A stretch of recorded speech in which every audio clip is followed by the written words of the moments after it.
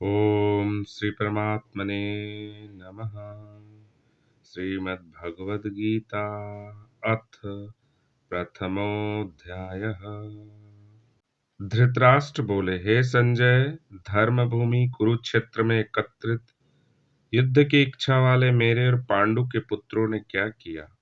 संजय बोले, उस समय राजा दुर्योधन ने व्यूह रचना युक्त पांडवों की सेना को देखकर और द्रोणाचार्य के पास जाकर यह वचन कहा, हे आचार्य, आपके बुद्धिमान शिष्य द्रुपद पुत्र धृष्टद्युम्न द्वारा व्यूहाकार खड़ी की हुई पांडु पुत्रों की इस बड़ी भारी सेना को देखिए। इस सेना में बड़े बड़े धनुष वाले तथा युद्ध में भीम और अर्जुन के समान सूरवीर सात्यकी और विराट तथा महारथी राजा द्रुपद, दृष्टकेतु और चेकितान तथा बलवान काशीराज, पुरुजीत, कुंती भोज और मनुष्यों में श्रेष्ठ सैव्य पराक्रमी युधामन्यु तथा बलवान उत्तमौजा, सुभद्रा पुत्र अभिमन्यु एवं द्रौपदी के पांचों पुत्र, ये सभी महारथी हैं। हे ब्राह्मण श्रेष्ठ, अपने पक्ष में जो भी प्रधान है उनको आप समझ लीजिए। आपकी जानकारी के लिए मेरी सेना के जो सेनापति हैं उनको बतलाता हूँ। आप द्रोणाचार्य और पितामह भीष्म तथा कर्ण और संग्राम विजयी कृपाचार्य तथा वैसे ही अश्वत्थामा, विकर्ण और सोमदत्त का पुत्र भूरिश्रवा और भी मेरे लिए जीवन की आशा त्याग देने वाले बहुत से सूरवीर, अनेक प्रकार के शस्त्रास्त्रों से सुसज्जित और सब के सब युद्ध में चतुर हैं। भीष्म पितामह द्वारा रक्षित हमारी वह सेना सब प्रकार से अजेय है और भीम द्वारा रक्षित इन लोगों की यह सेना जीतने में सुगम है। इसलिए सब मोर्चों पर अपनी अपनी जगह स्थित रहते हुए आप लोग सभी निसंदेह भीष्म पितामह की सब ओर से रक्षा करें। कौरवों में वृद्ध बड़े प्रतापी पितामह भीष्म ने उस दुर्योधन के हृदय में हर्ष उत्पन्न करते हुए उच्च स्वर से सिंह की दहाड़ के समान गरज कर शंख बजाया। इसके पश्चात शंख और नगाड़े तथा ढोल, मृदंग और नरसिंह आदि बाजे एक साथ ही बज उठे। उनका वह शब्द बड़ा भयंकर हुआ। इसके अनंतर सफेद घोड़ों से युक्त उत्तम रथ में बैठे हुए श्री कृष्ण महाराज और अर्जुन ने भी अलौकिक शंख बजाए। श्री कृष्ण महाराज ने पांच जन्य नामक, अर्जुन ने देवदत्त नामक और भयानक कर्म वाले भीमसेन ने पौंड्र नामक महाशंख बजाया। कुंती पुत्र राजा युधिष्ठिर ने अनंत विजय नामक और नकुल तथा सहदेव ने सुघोष और मणि पुष्पक नामक शंख बजाए। श्रेष्ठ धनुष वाले काशीराज और महारथी शिखंडी एवं धृष्टद्युम्न तथा राजा विराट और अजेय सात्यकी, राजा द्रुपद एवं द्रौपदी के पांचों पुत्र और बड़ी भुजा वाले सुभद्रा पुत्र अभिमन्यु, इन सभी ने, हे राजन, सब ओर से अलग अलग शंख बजाए और उस भयानक शब्द ने आकाश और पृथ्वी को भी गुंजाते हुए धार्तराष्ट्रों अर्थात आपके पक्ष वालों के हृदय विदीर्ण कर दिए। हे राजन, इसके बाद कपिध्वज अर्जुन ने मोर्चा बांधकर डटे हुए धृतराष्ट्र संबंधियों को देखकर उस शस्त्र चलने की तैयारी के समय धनुष उठाकर ऋषिकेश श्री कृष्ण महाराज से यह वचन कहा, हे अच्युत, मेरे रथ को दोनों सेनाओं के बीच में खड़ा कीजिए और जब तक कि मैं युद्ध क्षेत्र में डटे हुए युद्ध के अभिलाषी इन विपक्षी योद्धाओं को भली प्रकार देख लूं कि इस युद्ध रूप व्यापार में मुझे किन किन के साथ युद्ध करना योग्य है, तब तक उसे खड़ा रखिए। दुर्बुद्धि दुर्योधन का युद्ध में हित चाहने वाले जो ये राजा लोग इस सेना में आए हैं, इन युद्ध करने वालों को मैं देखूंगा।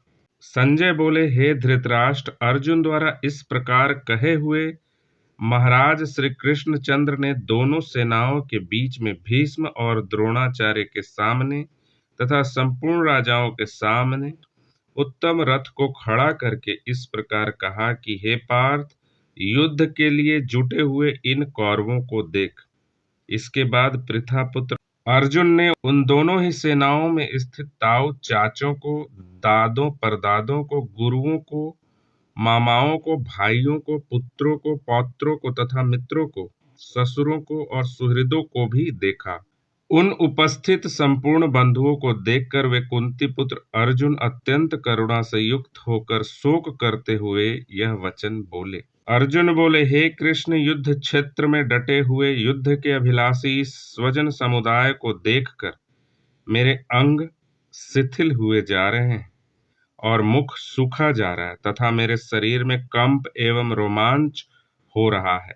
हाथ से गांडीव धनुष गिर रहा है और त्वचा भी बहुत जल रही है तथा मेरा मन भ्रमित सा हो रहा है, इसीलिए मैं खड़ा रहने को भी समर्थ नहीं हूँ। हे केशव, मैं लक्षणों को भी विपरीत ही देख रहा हूँ तथा युद्ध में स्वजन समुदाय को मार कर कल्याण भी नहीं देखता।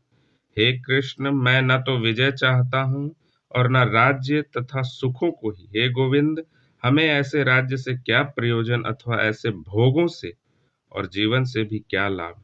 हमें जिनके लिए राज्य, भोग और सुखादि अभिष्ट हैं, वे ही सब धन और जीवन की आशा को त्याग कर युद्ध में खड़े हैं। गुरुजन, ताऊ, चाचे, लड़के और उसी प्रकार दादे, मामे, ससुर, पौत्र, साले तथा और भी संबंधी लोग। हे मधुसूदन, मुझे मारने पर भी अथवा तीनों लोकों के राज्य के लिए भी मैं इन सब को मारना नहीं चाहता। फिर पृथ्वी के लिए तो कहना ही क्या है। हे जनार्दन, धृतराष्ट्र के पुत्रों को मारकर हमें क्या प्रसन्नता होगी।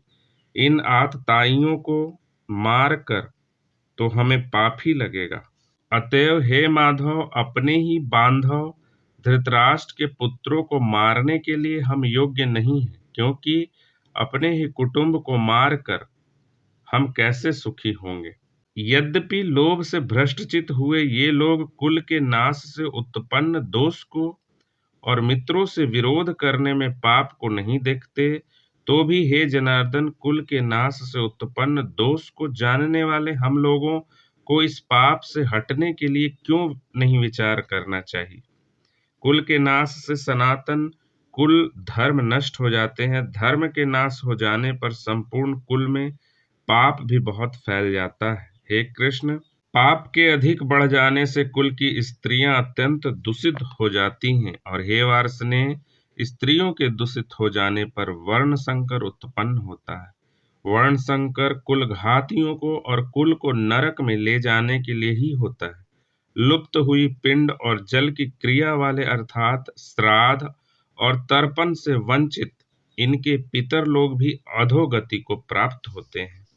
इन वर्ण संकर कारक दोषों से कुलघातियों के सनातन कुल धर्म और जाति धर्म नष्ट हो जाते हैं।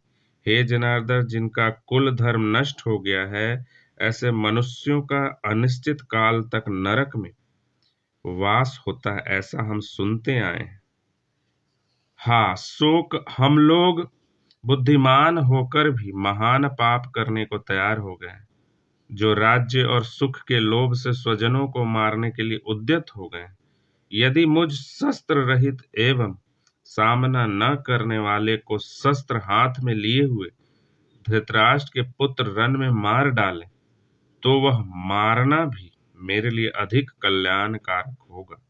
संजय बोले, रणभूमि में शोक से उद्विग्न मन वाले अर्जुन इस प्रकार कहकर बाण सहित धनुष को त्याग कर रथ के पिछले भाग में बैठ गए। ओम तत्सदिति श्रीमद्भगवत गीतासु उपनिषत्सु ब्रह्म विद्यायां योग शास्त्रे श्री कृष्णार्जुन संवादे अर्जुन विषाद योगो नाम प्रथमोऽध्यायः। ओम श्री कृष्णार्पणमस्तु। ओम श्री कृष्णार्पणमस्तु। ओम श्री कृष्णार्पणमस्तु।